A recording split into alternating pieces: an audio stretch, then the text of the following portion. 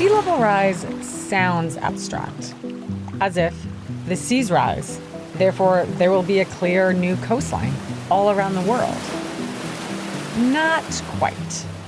What it means, practically, is flooding. Sea level rise is how climate change shows up on your doorstep. Your living room, your basement. I got up, I walked out to the kitchen, and as soon as I walked on the kitchen floor, it was covered with water. They've tried to alleviate it, but I think on a day like today, the drainage system just can't keep up with it. Within about 10 minutes, we had water almost up to the ceiling. Eventually, the doors burst open, and we jammed ourselves in the doorway as long as we could until eventually a large swell of water sucked us out. Flooding kills people. It causes public health disasters. And nearly half the global population lives on a coast. And that number is rising. There are extreme responses to adapting, like this town in Alaska that moved 9 miles inland. I'd want to invite someone that doesn't believe in the global warming, and I want them to see it for their eyes. It's just what we have to do to adapt, either relocate farther back or go to solid ground. But most of us aren't going to do that. Instead, we're hoping to avoid that kind of scenario altogether. And this is the aspect of sea level rise that I want to talk about today, how it influences where we live. Because rising waters are going to be the first thing most of us as individuals will experience. This is where climate change shows up, like I said, on your doorstep. I'm Amy Harder, and this is Shocked. Today, water rising. We have put a great deal of capital and a great deal of people along the coasts of the world's continents, and also the world's islands. And those are people and capital that are vulnerable to sea level rise. This is Bob Kopp. He's a professor of Earth and Planetary Sciences at Rutgers University. He is part of NASA's Sea Level Change Team. He's written reports for the UN's climate body, and he's the director of the Megalopolitan Coastal Transformation Hub. He's also an advisor for the Climate Impact Lab at the University of Chicago. In plain English, he researches sea level rise and how it will impact people. And Bob lives in New Jersey, a state prone to flooding. The primary thing sea level rise does in most places in the country, including here, is that it makes the flooding from storms more extensive and therefore expensive. Bob has studied how fast sea levels have risen over the past 3,000 years. And he's shown that since 1900, seas are rising faster than ever. But is it bad that sea levels are rising? I mean, faster than ever is still inches a year. How bad is that? If they were rising at this rate over thousands of years, not terribly, because people move. But where we are right now is that they're rising at an extraordinarily fast rate by standards of the last several millennia. There's an expression people use. Climate change is water change. The ultimate cause of sea level rise is burning fossil fuels, which releases carbon dioxide, which warms the atmosphere and causes glaciers and ice sheets to melt, and change the way that water is distributed on Earth. As a scientist, Bob can project into the future how that water change will happen. But not in a way that he would be comfortable saying whether any one person should move from where they live. What about the places that we know are going to experience repetitive flood losses in 50 years or in 100 years, but we don't know how quickly, right? Then it's a little premature to say, well, you've got to move out of there. But at the same time, you also have to be cautious about, say, putting in new housing stock that people are going to be living in 100 years. So you have to think creatively and strategically about how to not prematurely constrict housing, but also not to put people in harm's way. So one of the challenges is the timescale on which all of this is happening. One of the research groups he works with advises cities about the risks that sea level rise brings and how to incorporate that into building codes, where it is safe to build more housing, or what kinds of adjustments need to be made for houses and other infrastructure to be safe from rising seas. When we're talking about infrastructure, it's not uncommon to talk about 100-year time horizons. My house is a little over 100 years old, right? So when we're talking about housing stock, the State Department of Environmental Protection says, we're going to take an 80-year time horizon on this because a lot of the housing stock does stick around for 80 years. I asked Bob, given these time horizons, how can we make decisions about where to live and build? Should people and businesses move? Because so many places in the U.S. are already built. Who will draw the line around what is too risky? Ultimately, I think government has to play a leading role here because it's government that sets what the boundary conditions on what households and markets do. And when we're thinking about long-term risks, there aren't really other institutions other than maybe religious institutions that have the capacity to make decisions on a century timescale. Now, what should government do?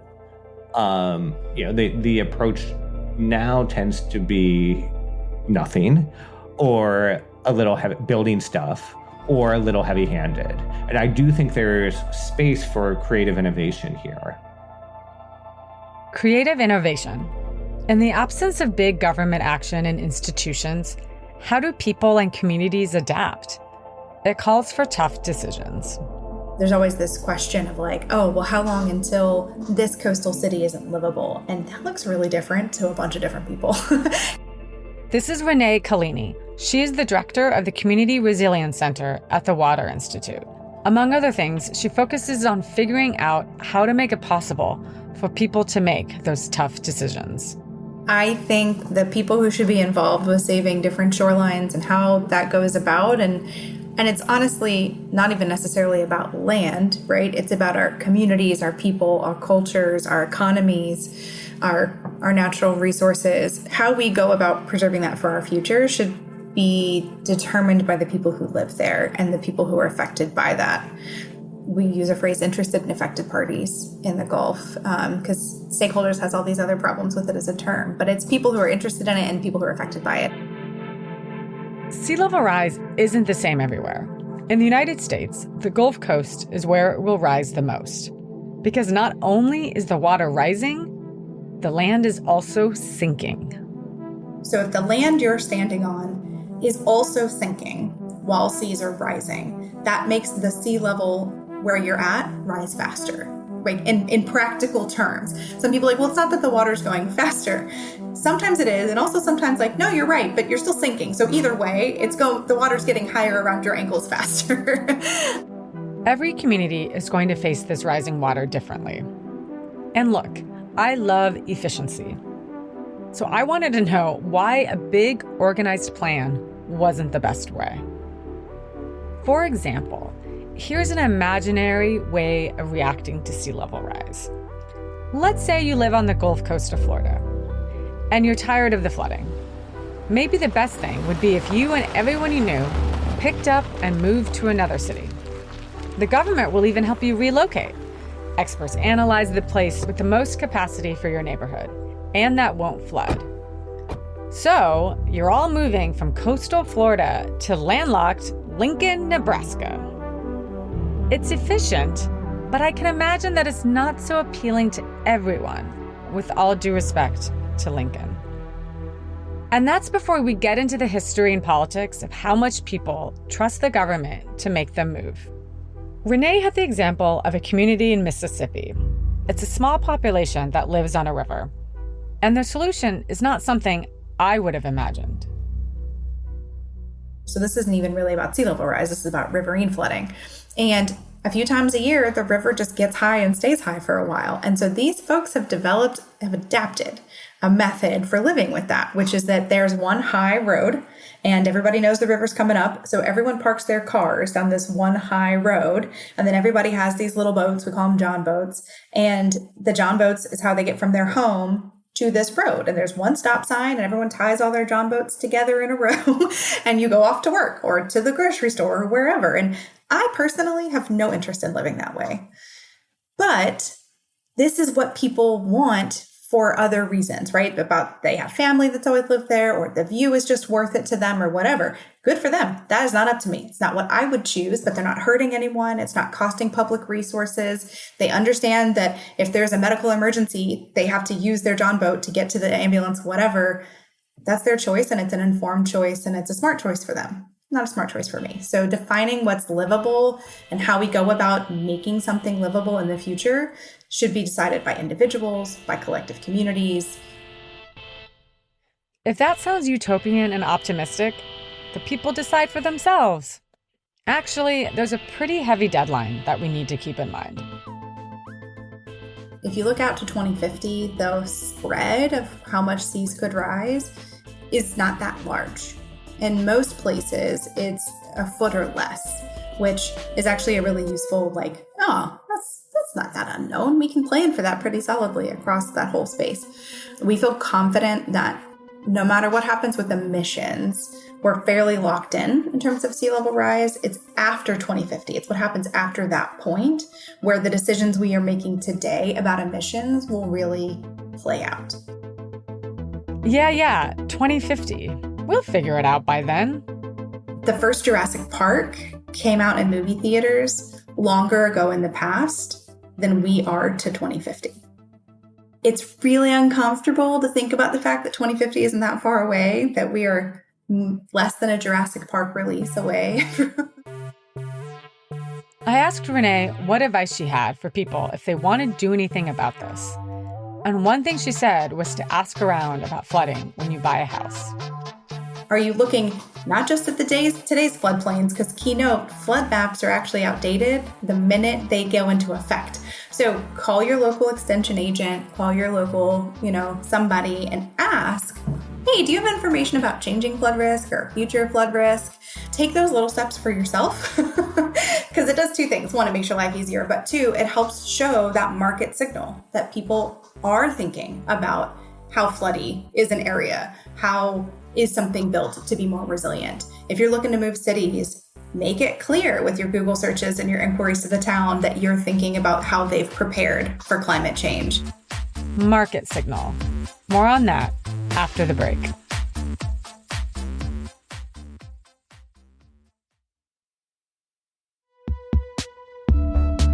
If you're getting a lot out of the research that we discuss on this show, there's another University of Chicago podcast network show that you should check out. It's called Capital Isn't. This podcast uses the latest economic thinking to zero in on the ways that capitalism is, and more often isn't, working today. From the morality of a wealth tax to how to reboot healthcare to who really benefits from ESG, Capital Isn't clearly explains how capitalism can go wrong and what we can do about it. Listen to Capital Isn't, part of the University of Chicago Podcast Network.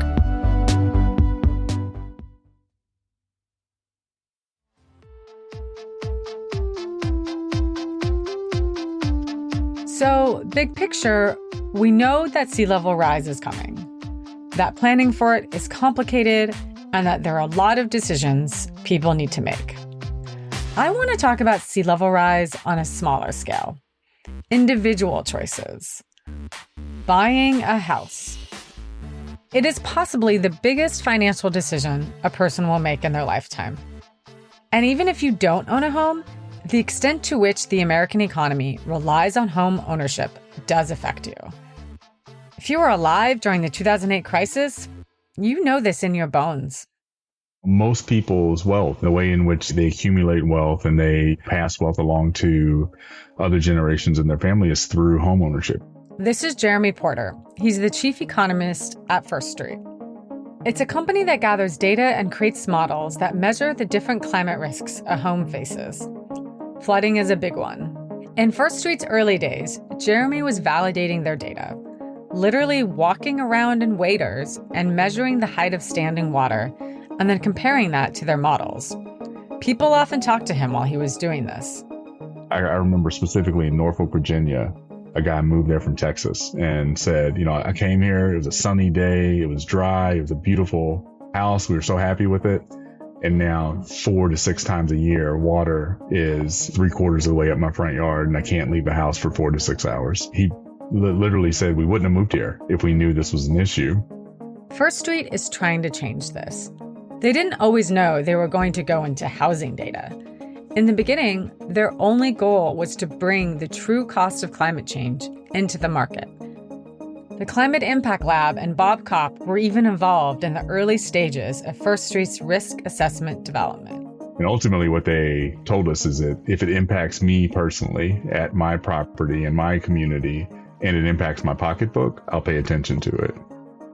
Flooding is the natural disaster that people are most likely to experience, and climate change is making that more likely. Being flood-prone is the kind of thing that will naturally be priced into the value of a home. So Jeremy and First Street jumped in. Could they change the market enough to make it so people didn't buy homes that ended up worthless?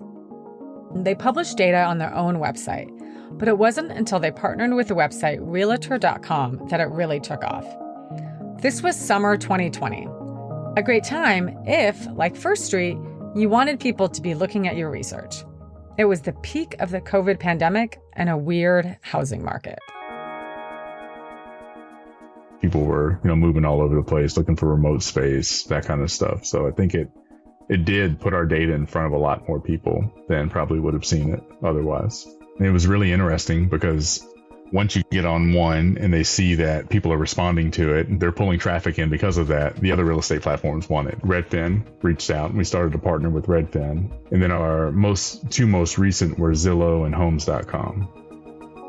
If you go on any of those websites and look at a house, you'll see an environmental risk section with a flood factor.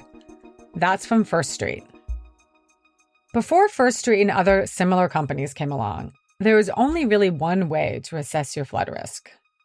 FEMA maps. They were the only way that you could understand your risk, and you really didn't get exposed to that unless you were buying a home and somebody said, hey, you're in a FEMA zone, and then you knew you needed insurance. FEMA, the Federal Emergency Management Agency.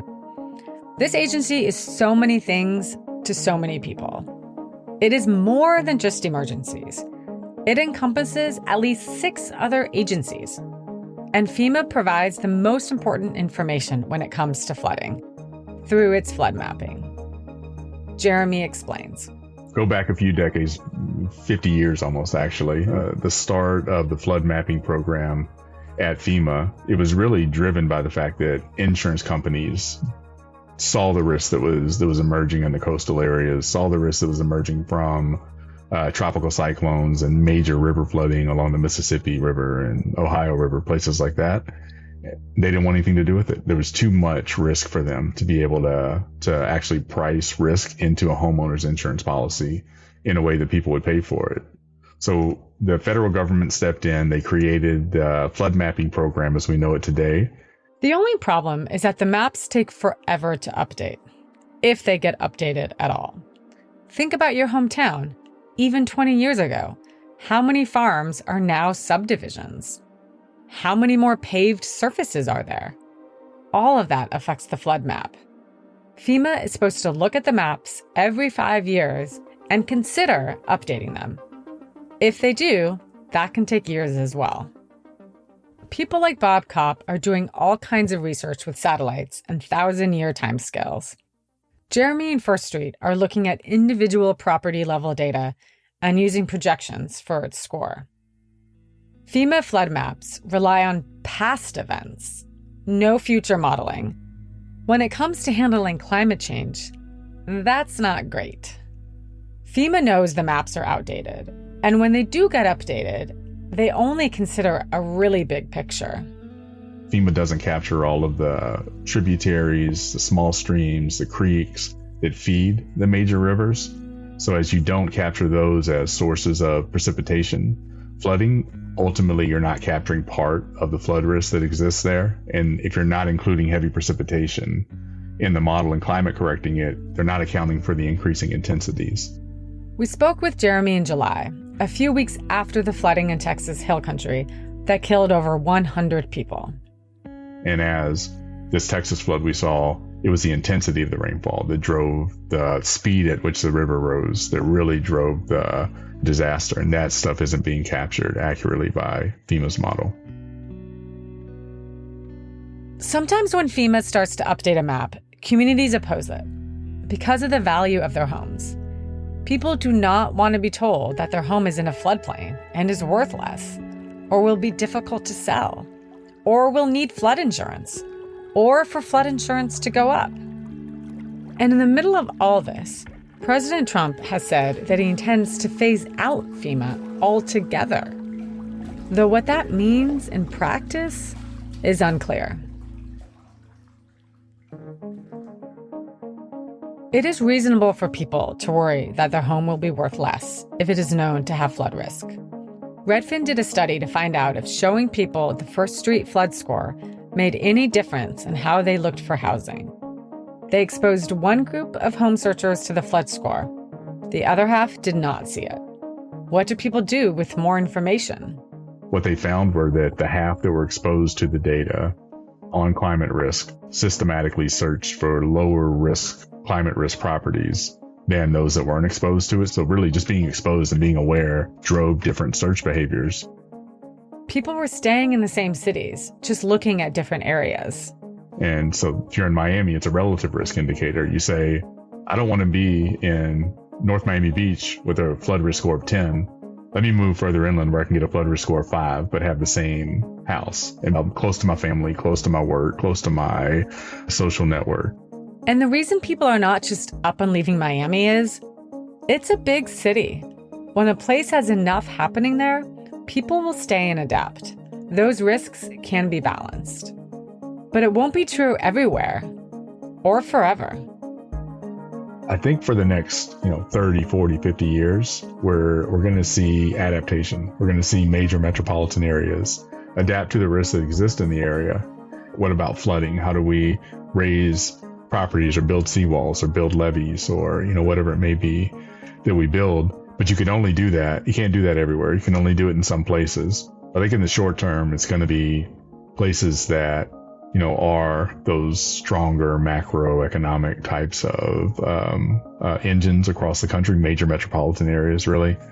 And then in other places that are more rural, I think you will start to see climate abandonment in those areas as they're more frequently impacted.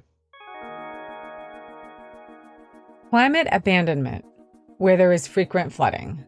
And First Street is making that information more available than ever before.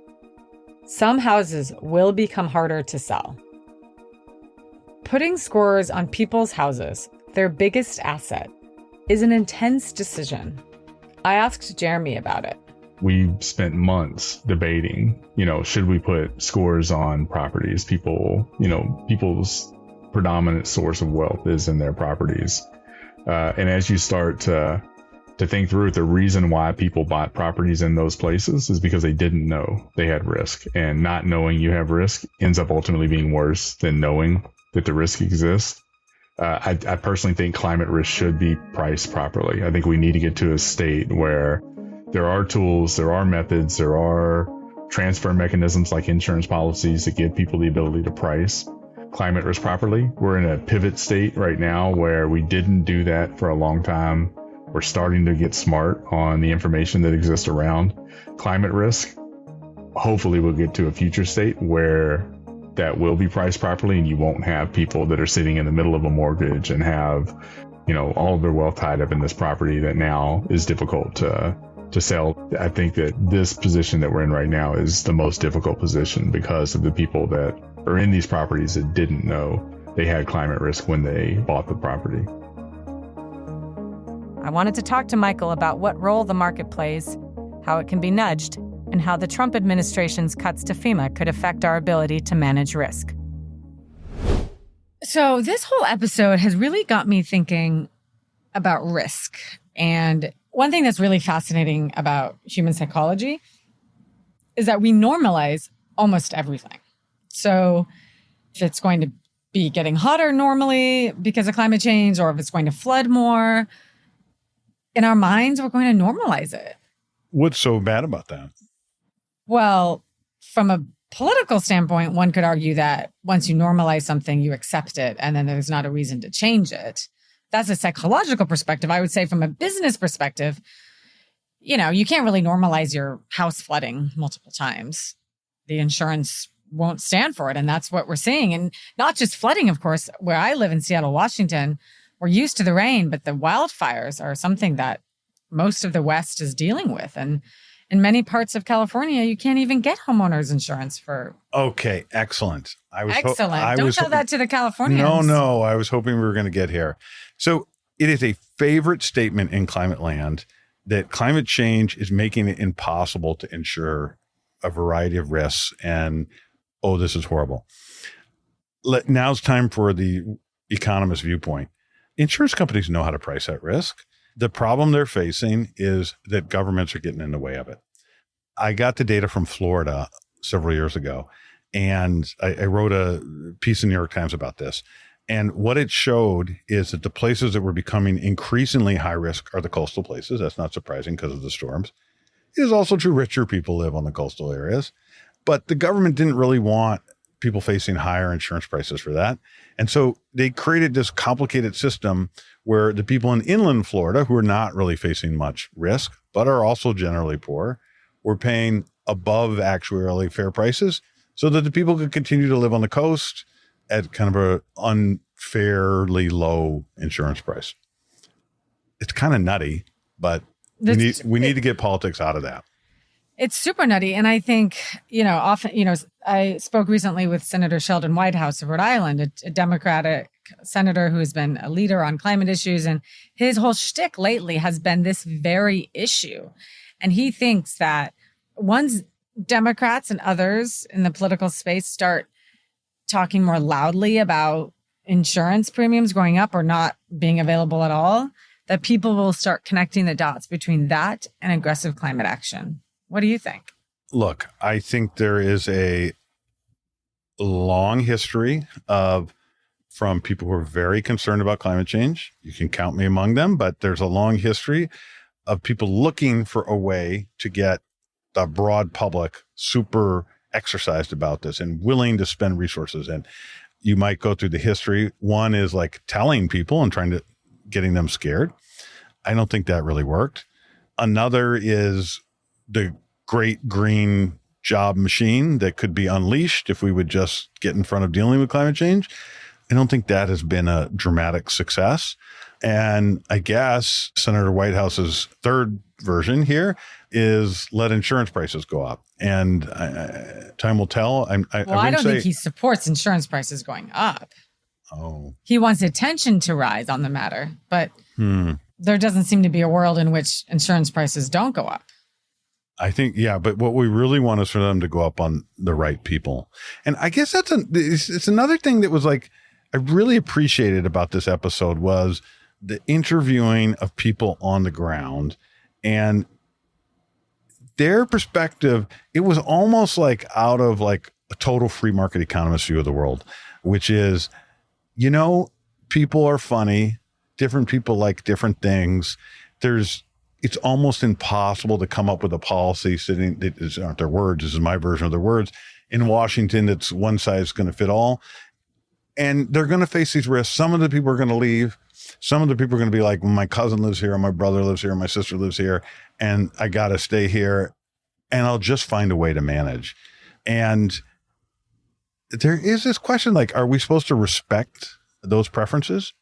I think it's very hard to go against them. We can't force. No, we can. You totally could. You could close. The government can. You could force do that. People out of their homes. Yeah, and I'm not in favor of that. But I think there's an undercurrent of that in some of the climate change talk that, well, we should just decide this. But I think, there'll be flooding, there'll be risk, and a lot of people are going to adjust to it in different ways. They're going to accept it. They're going to normalize it. But what's so wrong? Well, it's probably expensive and stressful, to say the least of. Okay, but if they're choosing to stay there, then that's got to be better. Maybe their basement, every time it floods, turns into a little wading pool. And it's somehow lined by rubber. Maybe that's just adapting to the problem instead of stopping the problem. I think you can do two things at once. But you cannot adapt to a wildfire, but you can build a house to be wildfire proof such that a wildfire can go through an area and the house can be completely intact. I will say, though, my experience in this part of the world where we deal with that, a house that survives a wildfire is not the same as the house before the wildfire. So it'll look, I am not saying there aren't real impacts. That's far from saying that. I think we should be aggressively mitigating greenhouse gases. But I thought this episode did a really nice job of highlighting that in addition to that, it's going to be important for people to find ways to adapt. And we have to, or we don't have to, but we could choose to respect their choices, not force them all to move away. I mean, and one let could them argue find it's kind ways of to a manage. stupid choice from a strict risk perspective. But I think we should be doing both. I don't. But you shouldn't choose to live in a place that's at high risk of flooding or wildfire. If you look at it strictly from those two perspectives. Yes, but you don't those want are a flood people's- or a wildfire. This is excellent. We're disagreeing. There's like communities there. People's mothers live there. Their brother, they grew up there. And all told, even with all these extra dangers and complications of their life, they may still decide, hey, this is what's best for me. I guess Amy Harder, social planner, is very uncomfortable with their choices. But if I can just turn my scrutiny onto myself here for a moment. Yes. You know, I live in an apartment. We self-scrutiny very hard. So let's. But I'm very good at it, unfortunately. So I would say I live in an apartment building that is quite old. And my brother-in-law, who's an architect, tells me it will crumble when the big earthquake happens. And yet here I stay in my apartment, despite knowing that fact. And the right thing for me to do is move out of that apartment. And I don't want to because it has a beautiful view of the lake.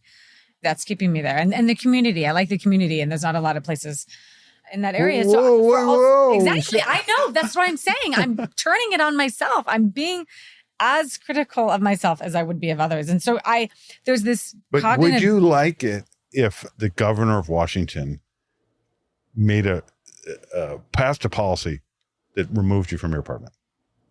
No, of course not. You went deep down, think, oh, thank God, I needed There someone is to a help part me. of me that. So one thing that I'm a big believer of in life, it's this Tennessee Williams quote, who was a playwright. Life could have been anything else and it would have had just as much meaning. Which is to say, I'm confident I can find another place to live that is just as good as where I live now. But I feel that I don't have time, and it's the inertia of the status quo wins out, despite the fact that I know there is the potential risk of an earthquake now. To come full circle, the risk of an earthquake is very different than a risk of recurring flooding and wildfires. But it's still there, and it gives me a hell of a bout of anxiety. But You know, it's interesting. One other thing before we leave the discussion of floods that I did want to talk about is some cities, towns, villages, et cetera, places, they're going to spend every dollar protecting themselves from climate change. Manhattan, I'm not worried about flooding in Manhattan. We're going to spend every dollar that we can find to protect Manhattan. And in the episode, one of the people who you interviewed talked about basically same thing for Miami. Although I've been to Miami, Miami's so close to being underwater, it's a little hard to believe that. But in any event, you need to watch this show, Extrapolations, on Apple TV. I have told you that many times, and you need to watch it. Noted. It has that exact storyline about flooding in Miami. Okay, noted again. Very interesting plot. I will not show up to our next Thank you. discussion without having started that. But I do think there is a cruelty to that some places that people are very attached to where they live. Some of those places are going to get saved and saved by seawalls and levees and a variety of other mechanisms. And some of those places are just going to go bye-bye. And that's painful. And how societies, the U.S., makes that decision, I don't know how you do that. Oh, well, you need to watch Extrapolations because they offer a way forward. Miami has created the Department of Sea Level Rise Mitigation, and you present to this agency the proposal of why your building should be saved. Yeah. Who's successful with this agency? Well, you just have to watch the show. I don't want to give out spoilers. All right, no spoilers. Okay, but now I really do have to go because the earthquake is on my mind. I wish you well. Thanks, Michael. Bye. Shocked is part of the University of Chicago podcast network. It was produced by Jesse Baker and Eric Nuzum of Magnificent Noise. Our production staff includes Christine Driscoll, Amy Pedulla, Sophie Bridges, Jamie York, and Samantha Henig. Our sound designer is Kristen Mueller. A big thanks to my co-host, Michael Greenstone, a professor at the University of Chicago and director of the Institute for Climate and Sustainable Growth. He also serves as executive producer of Shocked, along with Sam Ori, the executive director of the Institute for Climate and Sustainable Growth. The Institute combines a 360-degree approach to education with frontier research having an impact in frontline communities globally. The Institute's efforts are driven by the need to balance climate risks with societal growth. To follow or support their work, see our show notes or visit climate.uchicago.edu. For more of my reporting, you can look for me on pretty much any social media. Search Amy Harder, or look for my byline at Axios. This is Shocked. I'm your host, Amy Harder. Thanks for listening.